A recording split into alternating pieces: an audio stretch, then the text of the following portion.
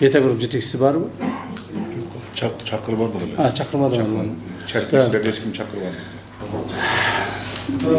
Бул өтүнө маалымат коеюн, бул Ленин көчөсүнү сентябрдын акырына чейин бүтүрүп пайдаланууга беребиз. Түшүнүктүү.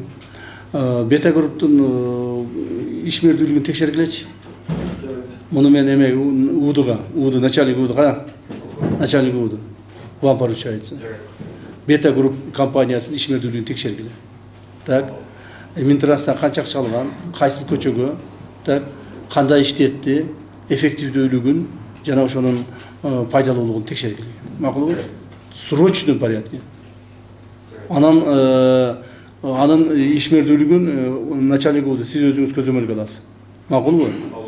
Көчөдө иштеген техникаларын, иштеп атканын мага маалымат берип атат. Бүгүн ташыйып келет экен деп күнү-түн иштеп атат деп ушундай маалымат берип атышат. Так, ушуга чейин иштебей турган дейт. Мен ошондой болуп атабы эле? Вот именно. Вот именно.